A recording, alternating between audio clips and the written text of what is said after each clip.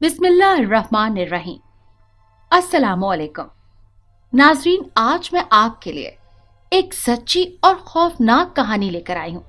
लेकिन इससे पहले कि मैं कहानी शुरू करूँ, जो लोग हमारे चैनल पर नए हैं उनसे गुजारिश है कि वो हमारे चैनल कहानी महल को सब्सक्राइब कर लें, ताकि आपको हमारी इस तरह की दिलचस्प कहानियां बर वक्त मिलती रहें। दिन के 2 बजे का टाइम था। जून का महीना और लाइट भी ऑफ थी। ऊपर से छुट्टी का दिन। सारा मजा ही खराब हो गया। शदीद गर्मी की वजह से सख्त बेचैनी महसूस हो रही थी। तो मैंने अल्लाह से गिड़गिड़ा कर दुआ मांगी कि या इलाही, आज मौसम खुशगवार कर दे और तेज आंधी के साथ बारिश भी बरसा दे, क्योंकि तेज आंधी के साथ बारिश मुझे बहुत अच्छी लगती थी। कहा जाता है कि कभी कभी दुआ फौरन कबूल हो जाती है, और मेरी भी दुआ कबूल हो गई। आसमान पर बादल छाने लगे, ठंडी ठंडी हवा चलने लगी, सूरज भी बादलों की ओट में छुप गया। मौसम निहायत खुशगवार हो गया। अब इतने प्यारे मौसम में घर बैठना मेरे लिए दुश्वार हो रहा था। मैंने अपने दोस्त अख्तर को कॉल की कि चलो यार, कहीं बाहर घूमने चलते हैं, इतना प्यारा मौसम है, इससे जरूर लुत्फानंदोज होना चाहिए। मगर किसी मजबूरी के तहत अख्तर ने मुआजरत कर ली और मुझे अकेले ही निकलना पड़ा। मैंने गाड़ी एक सुनसान सड़क पर दौड़ा दी। हल्की हल्की रिमझिम शुरू हो चुकी थी। मैंने गाड़ी में एक खूबसूरत गाना ऑन किया, जिसके बोल दिल को बहुत भले महसूस हो रहे थे। भीगा भीगा मौसम आया, बरसे घटा घनघोर। अरे, मैं अपना तारुफ तो करवाना ही भूल गया। मेरा नाम हमजा है। पेशे के लिहाज से गवर्नमेंट टीचर हूँ और बहैसियत homeo doctor second time clinic चलाता हूँ। मेरी उम्र इस वक्त 25 साल थी और एमफिल का स्टूडेंट था, और हम एक बहुत खूबसूरत पहाड़ी इलाके में मौजूद वादी में रहते थे। कार सड़क पर दौड़ रही थी। हमारा गांव पसमानदा मगर बहुत खूबसूरत था और शहर से बहुत ज्यादा दूर वाक़ था। मैं अपने गांव से बहुत दूर निकल आया था कि अचानक मेरी गाड़ी एक पुराने और बोसीदा रेलवे स्टेशन के करीब रुक गई। बारिश बहुत तेज हो गई थी। आंधी बाकायदा तूफान का रूप धार चुकी थी। मैंने अपनी तरफ से हर मुमकिन कोशिश की कि किसी तरह गाड़ी को स्टार्ट कर लूं, मगर मेरी कोशिश नाकाम हो गई। मैं बताता चलूं कि ये रेलवे स्टेशन बहुत पुराना था और अब महकमा रेलवे ने इसे काफी अरसा पहले बंद कर दिया था, और इसकी इमारत निहायत बोसीदा, खतरनाक मगर मजबूत थी। मैं काफी देर गाड़ी में बैठा बारिश रुकने का इंतजार करता रहा और दिल ही दिल में खुद को कोसने लगा कि आज घर से आखिर निकला ही क्यों। बारिश थमने का नाम ही नहीं ले रही थी। आखिर थक हार कर बाहर निकला। फिर कोशिश की कि किसी तरह गाड़ी स्टार्ट हो जाए।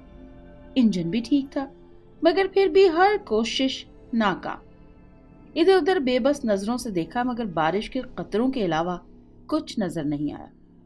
अचानक मुझे रेलवे स्टेशन की इमारत में बिल्कुल छोटी सी रोशनी नजर आई। मैंने सोचा कि शायद कोई राहगीर होगा जो बारिश से बचने के लिए इस इमारत में पनाह लेने के लिए मौजूद होगा। दिल में ख्याल पैदा हुआ कि चलो गाड़ी में तन्हा बैठने के बजाय उस अजनबी राहगीर के साथ ही थोड़ा टाइम गुजार लूं। मैं स्टेशन की इमारत की तरफ बढ़ने लगा। लाइट्स क्रॉस करके प्लेटफॉर्म पर चढ़ा तो ऐसा महसूस हुआ जैसे सदियों से यहाँ किसी का गुजर न हुआ हो। स्टेशन के अहाते को देखकर माजी का वो फर्जी नजारा मेरी आंखों में घूमने लगा कि किसी पुराने वक्त इस स्टेशन पर भी रौनक हुआ करती थी। यहाँ पर भी मुसाफिरों का हुजूम हुआ करता था। यही सोचता हुआ मैं इमारत में दाखिल हो गया। बारिश बहुत तेज थी, बिजली चमक रही थी। अभी मैं इमारत में दाखिल हुआ ही था कि एक बहुत बड़ी चमगादड़ मेरे सर के ऊपर से गुजर गई। खौफ की एक लकीर मेरे दिल के आर पार हो गई। इमारत में नजर आने वाली रोशनी भी मध्यम हो गई और अब इमारत में बिल्कुल घुप अंधेरा था, मगर महसूस हो रहा था कि कोई अंदर मौजूद जरूर है। इस वक्त शाम के 6 बजे का वक्त था, मगर काली घटा की वजह से हू का आलम था जो रात 12 बजे का मंजर पेश कर रहा था। चरिंदों और परिंदों की हल्की सी आवाज भी दिल को डरा देने के लिए काफी थी। हालांकि मैं بہت مضبوط اعصاب کا مالک تھا، مگر اس وقت واقعی میری حالت قابل رحم تھی۔ خیر، عمارت میں داخل ہونے کے بعد میں نے آواز دی، جناب، اندر کون نیک انسان موجود ہے؟ کچھ بولیں تو صحیح، مگر جواب ندارت۔ خیر، میں نے موبائل ٹارچ آن کی تو یہ دیکھ کر حیران اور ششدر ہو گیا کہ عمارت کے مغربی کونے میں ایک نہایت خوبصورت لڑکی فرش پر پھولوں والا خوبصورت کپڑا بچھائے بیٹھی ہوئی ہے۔ موٹی موٹی آنکھیں، پتلے ہونٹ، لمبے سیاہ بال، نہایت سمارٹ جسم جیسے حور ہو، اور اوپر سے نیلے رنگ کا فٹنگ سوٹ پہنے وہ دنیا کی سب سے حسین لڑکی لگ رہی تھی۔ میں نے زندگی میں پہلی بار اتنی خوبصورت لڑکی دیکھی تھی۔ میں مسلسل اسے گھور رہا تھا۔ اچانک اس کے نشیلے لبوں میں جنبش پیدا ہوئی، جیسے پھولوں کی برسات ہونے لگی ہو، اور وہ مجھ سے مخاطب ہوئی، آپ کون ہیں؟ اور مسکرا دی۔ اس کی مسکراہٹ میں عجیب ساہرانہ پن تھا۔ ٹارچ کی روشنی اور سخت اندھیرے میں بھی وہ حسن کی دیوی مجھے بالکل واضح دکھائی دے رہی تھی۔ خیر، میں نے سلام کیا اور بتایا کہ مجھے میرے شوق نے آج پھنسا دیا ہے، اسی وجہ سے میں اس منحوس عمارت میں موجود ہوں۔ اور واقعی میں خود کو کوس رہا تھا کہ اپنے گاؤں سے تقریباً 150 کلومیٹر دور اس ویرانے میں کیوں آیا۔ دوران سفر کئی بار دل نے منع کیا کہ یہاں سے ہی واپس چلو، مگر میرا شوق آڑے آتا رہا۔ بزرگ کہتے ہیں کہ جب عقل پر پردہ پڑتا ہے تو کچھ سمجھ نہیں آتا۔ میں نے بھی لڑکی کے بارے میں کچھ نہ پوچھا اور نہ سوچا کہ اتنی خوبصورت اور اکیلی لڑکی اس طوفانی اور اندھیری رات میں اس بیابان اور خوفناک عمارت میں آخر کیا لینے آئی ہے۔ میں تو بس اس کے حسن میں ڈوبا ہوا تھا اور سوچ رہا تھا کہ میں نے مختلف کالجز اور یونیورسٹی سے تعلیم حاصل کی ہے، ہزاروں خوبصورت لڑکیاں دیکھ چکا ہوں، مگر یہ لڑکی ان سب سے زیادہ خوبصورت اور پرکشش تھی۔ تھوڑا ہوش آنے کے بعد میں نے اس سے باقاعدہ اجازت چاہی کہ میں آپ کے پاس بیٹھ جاؤں، تو اس نے خلاف توقع فوراً اجازت دے دی۔ میں نے بزرگوں سے سن رکھا تھا کہ چڑیلوں کے پاؤں الٹے ہوتے ہیں۔ میں نے اس لڑکی کے پاؤں بغور دیکھے، مگر وہ بالکل عام لڑکیوں کی طرح ہی تھے۔ فٹنگ کے کپڑوں میں ملبوس اس لڑکی کا انگ انگ میرے دل پر بجلیاں گرا رہا تھا۔ اس کے ہاتھ اتنے سفید تھے کہ فوراً پکڑ کر چومنے کو دل کر رہا تھا۔ خیر، تھوڑی سی رسمی باتوں کے بعد میں نے اس حسینہ سے اس کا تعارف دریافت کیا اور اس عمارت میں ٹھہرنے کا سبب پوچھا تو اس نے جواب دیا، باؤ جی، میرے گھر میں صرف میں اور میرے ابو رہتے ہیں، باقی سب اوپر کو سدھار گئے۔ ابو کسی کام کے سلسلے میں شہر گئے ہوئے ہیں، میں بھی کسی اہم کام سے گاؤں سے باہر آئی تھی، مگر بارش اس عمارت میں زبردستی دھکیل گئی۔ اس نے اپنا نام نازلی بتایا۔ میں اٹھ کر بنا دروازے کی کھڑکی سے جھانک کر باہر دیکھا کہ بارش کی کیا صورتحال ہے، مگر بارش تھمنے کے بجائے اور تیز ہو رہی تھی۔ بجلی کی گڑ گڑاہٹ خوفناک منظر پیش کر رہی تھی۔ کچھ ہی دیر میں ہم آپس میں گھل مل گئے اور کھل کر باتیں کرنے لگے۔ میں ایک پڑھا لکھا، باضمیر اور باشعور انسان ہوں، مگر مجھے ایسا محسوس ہو رہا تھا جیسے میرے دل و دماغ پر کسی نے قبضہ کر لیا ہو۔ ہماری عام گفتگو دھیرے دھیرے دوستانہ رویہ اختیار کر گئی اور ہمیں محسوس ہو رہا تھا جیسے ہم صدیوں سے ایک دوسرے سے آشنا ہیں۔ میرے موبائل فون کی بیٹری ڈیڈ ہو گئی۔ نازلی کے پاس موبائل فون نہیں تھا۔ اب میں اپنے گھر اطلاع کرنے سے بھی قاصر تھا۔ یقیناً میرے گھر والے میری وجہ سے بہت پریشان ہوں گے، مگر بارش نے تو آج پوری رات برسنے کی ٹھان لی تھی۔ ہر طرف پانی دریا کا منظر پیش کر رہا تھا جو بجلی کی چمک سے دکھائی دیتا، مگر خوش قسمتی سے عمارت اونچی جگہ پر ہونے کی وجہ سے ہم پانی سے محفوظ تھے۔ جون کے مہینے میں بھی ہمیں سردی کا احساس ہو رہا تھا۔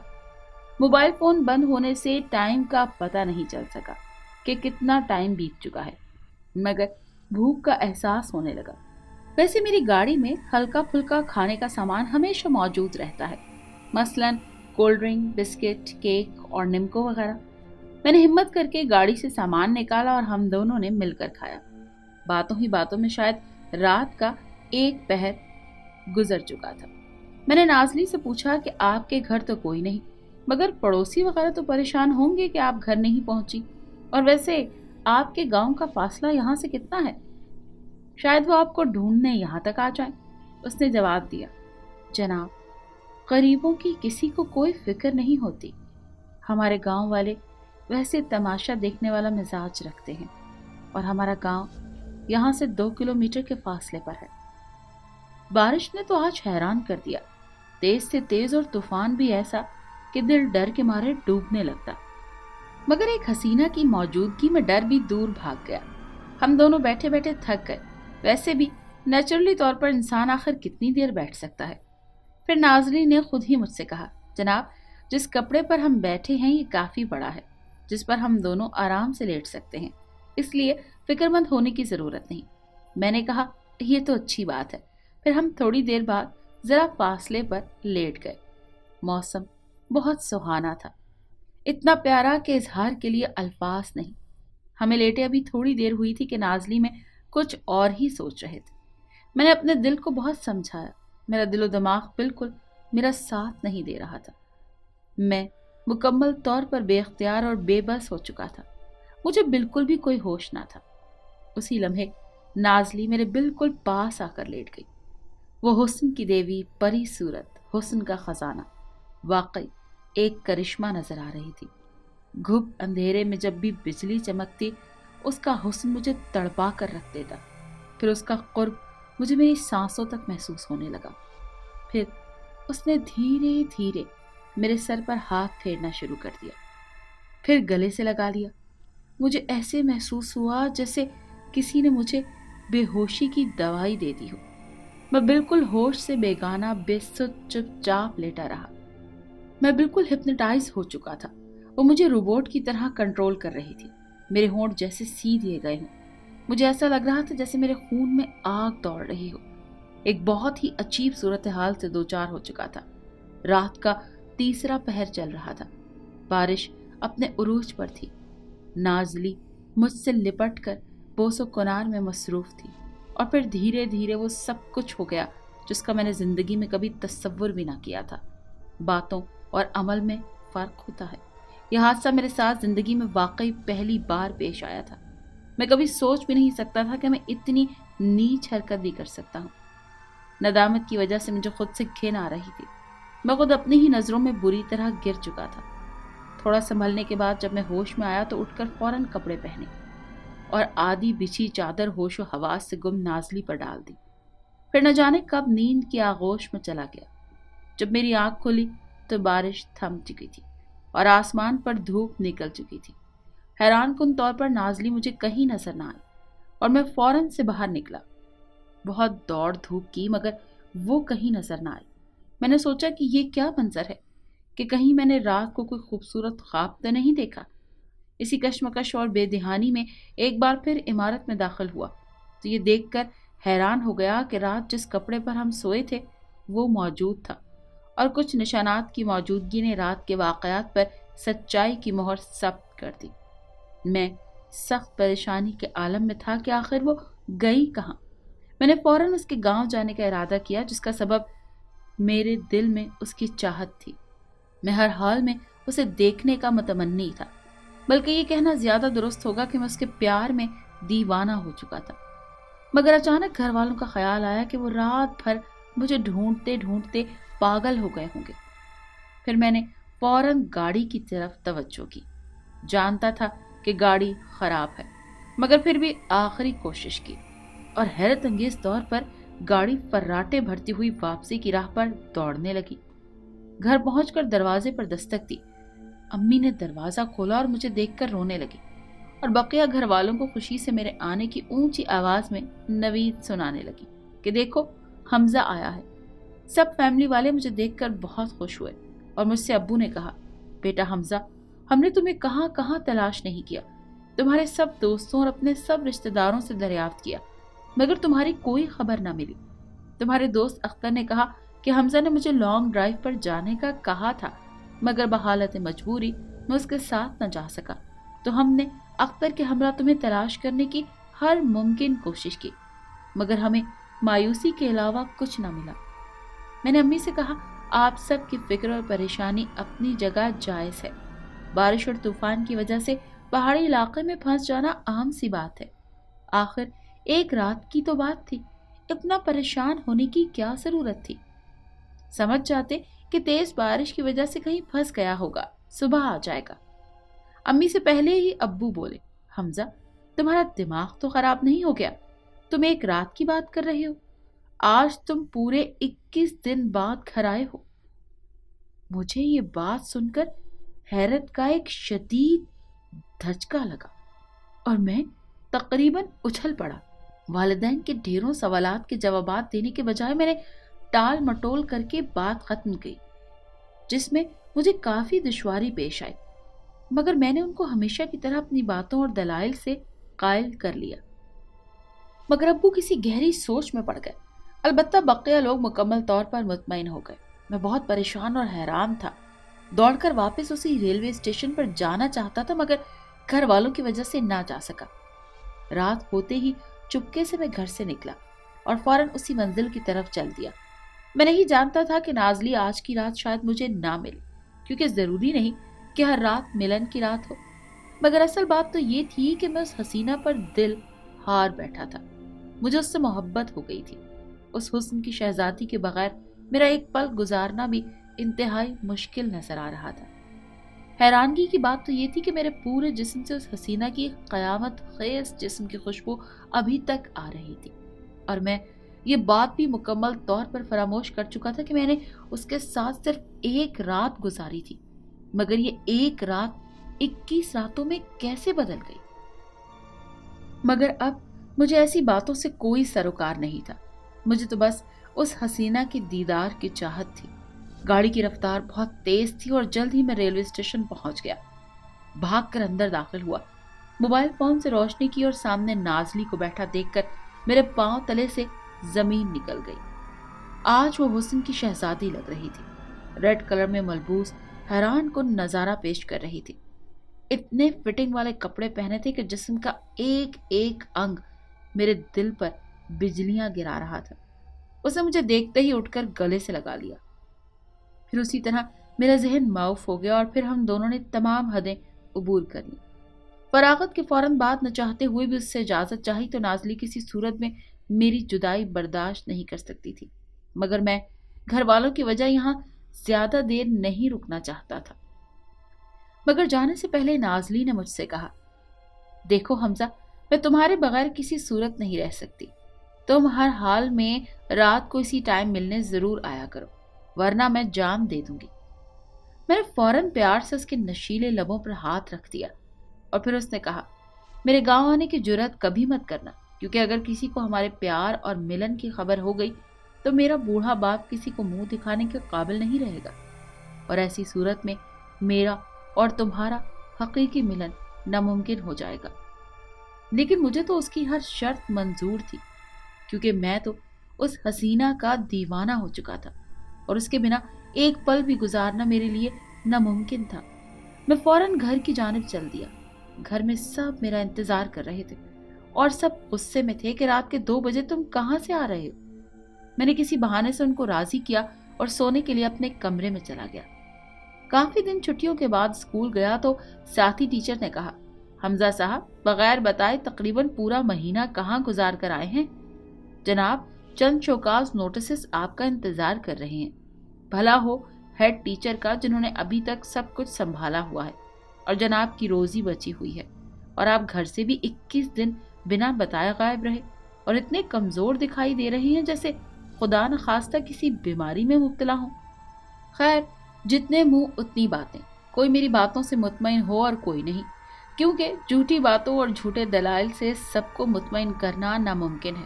अलबत्ता महकमाना कार्रवाई से मेरी एक तरक्की रोक दी गई, अलबत्ता नौकरी बच गई। सेकंड टाइम मैंने क्लिनिक भी बंद कर दिया, हालांकि मैं अपने इलाके का एक नामवर ह्यूमन फिजिशियन था। अल्लाह ने मेरे जरिए कितने ही बेऔलाद जोड़ों को औलाद की दौलत से माला माल किया था। बेशुमार दायमी मरीज मेरी दवाओं से शफायाब होते थे, लेकिन इश्क ने मेरा क्लिनिक बंद करवा दिया। खैर, मैं रोजाना किसी न किसी बहाने घर से निकल जाता और वही अपने ठिकाने पर पहुंच जाता, और नाजली हमेशा मेरे इंतजार में होती, और फिर वही रंग रलियां होती, کئی بار اسکول سے منت سماجت کر کے چھٹیاں لی اور تعلیمی ٹور کا بہانہ کر کے کئی روز نازلی کے پاس رہتا، اور اسی طرح دن ہفتوں اور ہفتے مہینوں میں تبدیل ہو گئے۔ اور اسی دوران کئی بار میں نے نازلی سے شادی کا کہا کہ میں اپنے والدین کو رشتے کے لیے تمہارے گھر بھیجتا ہوں، مگر وہ ہمیشہ مسکرا کر کہتی ابھی وقت نہیں آیا، جب وقت آئے گا تو تمہیں بتا دوں گی، اور میں نہ چاہتے ہوئے بھی لفظ ہی لیتا۔ ادھر گھر والوں نے بچپن ہی سے میری ماموں کی بیٹی سے میری منگنی طے کی ہوئی تھی، جسے میں نے کبھی دل سے تسلیم ہی نہیں کیا۔ اب ماموں کی جانب سے شادی کے لیے ہم لوگوں پر کافی دباؤ تھا، مگر میں تو نازلی کو اپنا سب کچھ مان چکا تھا۔ امی کو اعتماد میں لے کر نازلی سے متعلق بات کی تو انہوں نے فوراً منع کر دیا اور کہا کہ تمہاری ممانی پہلے ہی دمے کی مریضہ ہیں، میں انہیں مزید دکھ نہیں دے سکتی، اور بیٹا تم کسی اجنبی کی خاطر میرے بھائی کو مجھ سے جدا نہیں کر سکتے۔ دوسری جانب میں نے نازلی سے بہت کچھ کہا کہ میرے گھر کے حالات ہمارے بارے میں سازگار نہیں ہیں، پلیز شادی کا کوئی راستہ نکالو۔ میں نے اس کی محبت میں اندھے پن کا مظاہرہ کرتے ہوئے کورٹ میرج کا آپشن بھی دیا کہ اگر تمہارے ابو نہیں مانتے تو میں ان کے پاؤں پکڑ کر تمہیں مانگ لوں گا، مگر اس نے مجھے نہ صرف ابھی منع کر دیا بلکہ میری باتوں کو ہوا میں اڑا دیا۔ مجھے بہت دکھ ہوا، نازلی سے پوچھنا چاہا کہ آخر کون سی بات یا مجبوری ہے جو تم شادی کی حامی نہیں بھرتی، مگر وہ ہمیشہ ساحرانہ مسکراہٹ سے بات ٹال دیتی، مگر میں اس کی محبت میں گم کچھ نہ کہہ پاتا۔ اتفاق سے انہی دنوں میری ممانی جان فوت ہو گئی۔ ابو کی طبیعت شوگر کی وجہ سے ناساز تھی اور بہن کے ایگزامز شروع ہونے والے تھے۔ اسی حالت مجبوری مجھے امی کے ساتھ ممانی کے گھر جانا پڑا۔ ماموں کا گاؤں ہمارے شہر سے تقریباً 500 کلومیٹر کے فاصلے پر تھا، اور اسی وجہ سے ہم سال بعد ہی وہاں جاتے تھے، اور ممانی کی وفات پر جانا ضروری تھا، اور نازلی کے پاس موبائل فون کی عدم موجودگی کی وجہ سے میں اس سے رابطہ نہیں کر سکا۔ خیر ممانی کے گھر ہمیں 5 دن لگ گئے، اور میرے لیے یہ دن قیامت سے کم نہ تھے۔ پوری رات میں جاگ کر گزارتا۔ میری منگیتر سائمہ دل و جان سے میری خدمت کرتی۔ ماں کی فوتگی کے باوجود وہ ہر طرح سے میری خدمت کرتی اور اعلیٰ تعلیم یافتہ اور گورنمنٹ ملازمہ تھی، مگر مجھے اس سے کوئی سروکار نہ تھا۔ میں بس نازلی کو اپنا سب کچھ مان چکا تھا، جس کے متعلق مجھے کچھ علم نہ تھا سوائے ریلوے اسٹیشن کی عمارت میں گزری بے شمار راتوں کی۔ خدا کر کے ہم گھر واپس آئے، اور میں نے رات ہوتے ہی دوستوں کا بہانہ کر کے ریلوے اسٹیشن کی راہ لی، مگر گھنٹوں انتظار کے باوجود بھی نازلی مجھے کہیں نظر نہ آئی، اور میں آدھی رات گھر کو پلٹا۔ پھر روزانہ میں وہاں جاتا مگر نازلی مجھے نہ ملتی۔ کئی بار دل میں خیال آیا کہ اس کے گاؤں چلا جاؤں، مگر پھر اس کے بوڑھے باپ کی عزت کی خاطر اور نازلی کی جدائی سے ڈر کر بڑھتے ہوئے قدم رک جاتے۔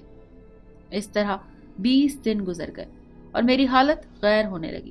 میں نے عزت کی خاطر کسی دوست کو ہمراز بھی نہ بنایا۔ میری صحت اس کی جدائی کی وجہ سے دن بدن گرنے لگی، مسلسل بخار رہنے لگا۔ ڈاکٹر ہونے کے باوجود صحت انتہائی کمزور ہو گئی، حتیٰ کہ ایک دن بلڈ پریشر گرنے سے بے ہوش ہو گیا۔ پھر اسپتال میں داخل ہونا پڑا، بہت علاج کروایا مگر افاقہ نہ ہوا۔ آخر ڈاکٹرز نے کچھ وائٹامنز کی گولیاں لکھ کر دیں اور یہ کہہ کر اسپتال سے ڈسچارج کر دیا کہ رپورٹس بالکل نارمل ہیں، کمزوری ہے، آرام آ جائے گا۔ اب میرے صبر کا پیمانہ لبریز ہو گیا تھا۔ میں نے اسکول میں چھٹیوں کے لیے محکمے میں 1 مہینے کا میڈیکل بنوا کر دیا، اور ایک دن ہمت اور جرت سے کام لے کر نازلی کے گاؤں کی طرف چل دیا۔ میں پہلے کبھی اس علاقے کی طرف نہیں گیا تھا، بس کبھی کبھی اس روڈ سے گزر جاتا تھا، اور ویسے بھی یہ علاقہ بہت پسماندہ اور شہر سے بہت زیادہ دور پہاڑیوں کے درمیان واقع ہے۔ ابھی میں ریلوے اسٹیشن سے گاؤں کی جانب تھوڑی دور ہی پہنچا تو درختوں کے جھنڈ سے آگے گاؤں کے راستے میں پہلے ایک قبرستان آتا ہے، جو چھوٹا سا ہے مگر لگتا کافی پرانا تھا۔ میں قبرستان دیکھ کر حیران ہو گیا کہ نازلی رات کو ہمیشہ اسی قبرستان سے گزر کر ریلوے اسٹیشن تک پہنچتی ہوگی۔ پھر سوچا محبت اندھی ہوتی ہے، وہ محبت میں پاگل ہو کر اور ہر مصیبت کو برداشت کر کے ہی آتی ہوگی۔ یہی باتیں دل میں سوچتے اور مختلف خدشات کے ساتھ قبرستان میں داخل ہو گیا۔ جب میں قبرستان میں بالکل درمیان میں پہنچا تو مجھے شدید سردی کا احساس ہوا۔ ویسے تو یہ دسمبر کی سرد رات تھی، مگر اس وقت سردی اتنی شدید محسوس ہو رہی تھی کہ جیسے رگوں میں خون جم گیا ہو، اور اسی ٹائم میرے ارد گرد اور میرے جسم سے نازلی کے نرم و ملائم بدن کی خوشبو مجھے واضح محسوس ہو رہی تھی، مگر میں نے اسے محض اپنا وہم سمجھا اور آگے نکل گیا۔ قبرستان میں مجھے ایسا محسوس ہوا جیسے کوئی غیر مرئی طاقت مجھے روکنا چاہتی ہو، مگر میں قبرستان سے نکل کر گاؤں کی جانب چل دیا۔ کافی فاصلہ طے کرنے کے بعد میں قدرے اونچائی پر بنے ایک نہایت خوبصورت گاؤں میں پہنچ گیا۔ یہ گاؤں پہاڑیوں میں واقع تھا، ہر طرف سبزہ نظر آ رہا تھا۔ گاؤں میں ایک خوبصورت ندی بھی تھی۔ غرض بہت خوبصورت گاؤں تھا، لیکن لوگوں کی چہل پہل بہت کم تھی۔ میں سہما ہوا تھا اور براہ راست نازلی سے متعلق کسی سے پوچھ گچھ بھی نہیں کر سکتا تھا۔ آج مجھے اپنی بے وقوفی پر بہت غصہ آیا کہ میں نے کبھی نازلی کے ابو کا نام اور پیشہ نہیں پوچھا تھا، مگر اب تو میری نظریں صرف نازلی کو ہی تلاش کر رہی تھیں۔ میں دیوانوں کی طرح گلی گلی اور گھر گھر نازلی کو تلاش کرنے کے غرض سے نگاہ ڈال رہا تھا، اور لوگ مجھے کھا جانے والی نظروں سے دیکھ رہے تھے۔ کچھ آدمیوں نے مجھ سے گاؤں آنے کا سبب بھی پوچھا، تو میں نے کہا کہ گورنمنٹ ملازم ہوں، اس گاؤں کا سروے کرنے آیا ہوں، جس سے وہ لوگ مطمئن ہو گئے۔ سارا دن گاؤں میں میری نظریں نازلی کو تلاش کرتی رہی، مگر مجھے میری مراد نہ ملی۔ آخر کار میری نظر ایک بوڑھی عورت پر پڑی جو گاؤں کے کونے میں چنے اور مکئی کے دانے بھون کر فروخت کر رہی تھی۔ اس کے ارد گرد چند عورتیں اور چھوٹے بچے جمع تھے۔ میں نے بھی اس عورت سے کچھ چنے خریدے اور سلام دعا کی۔ جب عورتیں اور بچے وہاں سے چلے گئے تو میں نے اس عورت کو مکمل اعتماد میں لے کر اور لالچ دے کر اپنا مدعا اس کے سامنے رکھ دیا۔ نازلی کا نام سن کر اس نے مجھے سر سے پاؤں تک دیکھا اور کہا، بیٹا، شکل و صورت سے تو تم سمجھدار اور پڑھے لکھے لگتے ہو، مگر… اتنا کہہ کر وہ چپ ہو گئیں اور بولی، بیٹا، نازلی تم سے ملی ہو ایسا تو ممکن ہی نہیں ہو سکتا۔ تم جس لڑکی کی بات کرتے ہو وہ کوئی اور ہوگی۔ مگر میں نے جب اسے نازلی کا مکمل حلیہ اور نشانیاں بتائیں تو وہ سر پکڑ کر بیٹھ گئی اور گہرا سانس لے کر بولی، اچھا تو تمہیں نازلی سے ملنا ہے تو چلو میرے ساتھ۔ وہ ایک چھوٹی سی پگڈنڈی پر چلنے لگی اور بولی، بیٹا، نازلی میری بھتیجی ہے۔ وہ نہایت خوبصورت اور سلجھی ہوئی لڑکی تھی۔ لفظ تھی سن کر میں چونک گیا۔ بوڑھی عورت نے میرے چہرے کو دیکھا اور میری حیرانگی کو بھانپتے ہوئے سہرانہ سی مسکراہٹ کے ساتھ آگے بڑھ گئی، اور میں بھی سوچوں کے سمندر میں گم پیچھے پیچھے ہو لیا۔ چلتے چلتے وہ قبرستان میں داخل ہو گئی اور میں حیران ہوا کہ پورے گاؤں کا راستہ تو ختم ہو گیا، یہ بوڑھی آخر کہاں جا رہی ہے؟ پھر میں نے سوچا کہ شاید قبرستان کے کسی دوسرے کونے میں میری جان کا گھر ہوگا۔ دل میں نازلی سے وصال کی دعائیں مانگ رہا تھا۔ اس کا پری جیسا چہرہ بار بار آنکھوں میں آ رہا تھا۔ دل دھک دھک کر رہا تھا اور میں سوچ رہا تھا کہ مجھے سامنے دیکھ کر نازلی کا رد عمل کیا ہوگا۔ قبرستان کے بالکل درمیان پہنچ کر وہ عورت رک گئی اور ایک قبر کی طرف اشارہ کر کے بولی، بیٹا، مل لو نازلی سے اور قبر کے سرہانے لگی تختی پر بھی نظر مار لو۔ میرا ذہن معاف ہو رہا تھا، میرے پاؤں تلے سے زمین نکلتی محسوس ہو رہی تھی، میرا پورا جسم کانپ رہا تھا۔ جب میری نظر تختی پر پڑی تو میں حیران رہ گیا کہ نازلی کی تاریخ وفات پورے 21 سال پرانی تھی۔ تعجب اور دکھ سے ملے جلے تاثرات سے پتہ نہیں کب میری آنکھوں سے آنسو جاری ہوئے اور کب تک بہتے رہے۔ تبھی بوڑھی عورت مجھ سے مخاطب ہوئی، بیٹا، مرنے والے کبھی دوبارہ دنیا میں نہیں آتے اور تم نے یقیناً کوئی خواب دیکھا ہوگا۔ اپنے گھر جاؤ اور خوابوں کی دنیا سے نکل کر کوئی کام کرو۔ کافی دیر سکتے کی حالت میں رہ کر پھر میں نے اس عورت سے پوچھا، اے نیک بخت، مجھے نازلی کے حالات زندگی کے بارے میں تو کچھ بتائیں۔ تب وہ بولی، آج سے تقریباً 25 سال پہلے جب نازلی کی عمر 18 برس تھی تو یہ پورے گاؤں میں سب لڑکیوں سے حسین تھی، ماں باپ کی آنکھ کا تارا تھی۔ والدین نے اسے بہت نازوں سے پالا تھا، اسی لیے پیار سے اسے نازلی پکارتے تھے، حالانکہ اس کا اصل نام سونیا تھا۔ بچپن ہی میں اس کی ماں گزر گئی اور اس دنیا میں یہ دونوں باپ بیٹی ہی رہ گئے۔ ایک دن یہ ریل گاڑی کے ذریعے کسی دوسرے شہر سے گاؤں واپس آ رہے تھے کہ ریلوے اسٹیشن پر اترتے ہی تیز آندھی اور بارش ہونے لگی۔ तभी उस जगह एक लड़का जिसका नाम हमजा था उनको मिला, जिससे नाजली को मोहब्बत हो गई। हमजा इस दुनिया में बिल्कुल अकेला था, महकमा जंगलात में मुलाजिम था। नाजली और हमजा की मोहब्बत पूरे इलाके में महसूस होने लगी। उनकी मोहब्बत की दास्तान आम होने लगी, मगर नाजली के वालिद बिल्कुल भी लड़के को पसंद नहीं करते थे और किसी सूरत उसे अपना दामाद नहीं बनाना चाहते थे। मगर नाजली काफी अरसा हमजा से छुप छुप कर मिलती रही और ये दोनों दुनिया से गाफिल होकर तमाम हदें क्रॉस कर गए। लोगों ने नाजली के वालिद को ताने देने शुरू कर दिए। बाप ने इकलौती बेटी को बहुत समझाया, पाबंदियां लगाई, मगर वो न मानी और अपने बाप की इज्जत की धज्जियां उड़ाती रही। एक दिन जब वो रंगरलियों में मसरूफ थे तो किसी मुखबिर की खबर पर नाजली के वालिद और फुप्पा ने मौके पर दोनों को रंगे हाथों ऐसी हालत में देखा कि बर्दाश्त न कर सके और दोनों ने मिलकर नाजली और हमजा को कुल्हाड़ियों के वार करके मौके पर ही कत्ल कर दिया। उन दोनों लोगों में शऊर की कमी थी, इसलिए दोनों कातिलों को कानून न पकड़ सका। नेज गांव वालों ने गैरत की वजह से कत्ल को अच्छा और एहसन कदम करार दिया ताकि गांव की लड़कियों को इबरत हासिल हो। नाजली के बूढ़े बाप को नाजली की ओछी और गंदी हरकत की खबरें मिलती रहती थी। लाख समझाने पर भी नाजली ना मानती और हमजा से मिलने में नागा न करती। बूढ़ा और बेसहारा बाप आखिर कब तक जीता। 3 महीनों बाद चल बसा और फिर कुछ अरसा बाद उन दोनों का दूसरा कातिल यानी मेरा शौहर भी लुक़मा अजल बन गया। ये बातें करते हुए वो बूढ़ी औरत वापसी की राह पर गामजन हो गई और कब्रिस्तान से निकलकर नजरों से ओझल हो गई। मैं काफी देर नाजली की कब्र पर बैठा रोता रहा और फिर वापसी की राह ली, मगर फौरन ही नाजली के बदन की खुशबू मेरे जिस्म से ऐसे अंगड़ाई ली जैसे नाजली ने मुझे बाहों में ले लिया हो, मगर पीछे पीछे तो कोई भी नहीं था। मैं आंसू बहाता कब्रिस्तान से निकलकर स्टेशन की इमारत में दाखिल हुआ तो उसी जगह बैठ गया जहां हमने इकट्ठे बेशुमार हसीन रातें गुजारी थी। आंसुओं की बरसात आंखों से जारी थी, मगर मेरी नाजली मुझे कहीं नजर न आई। मगर हैरान कुन तौर पर उसके बदन की खुशबू बिल्कुल वाज़े महसूस हो रही थी, जैसे वो मेरे साथ बैठी हो। खैर, मैं घर वापस आ गया और उस दिन से आज तक अक्सर मैं उसी रेलवे स्टेशन और कब्रिस्तान में अपनी नाजली की कब्र पर फाते पढ़ने जरूर जाता हूँ। मगर वो दिन और आज का दिन नाजली के दीदार से महरूम हूँ। मैंने आज तक शादी नहीं की, बेशुमार रिश्ते आए, मगर मैंने इनकार कर दिया। मेरे अब्बू फौत हो चुके हैं, बहन की भी शादी हो गई है। अम्मी के पुरजोर इसरार के बावजूद मैंने शादी नहीं की, मगर हैरान कुन बात यह है कि कभी कभी नाजली के बदन की खुशबू आज भी मेरे जिस्म से आती है।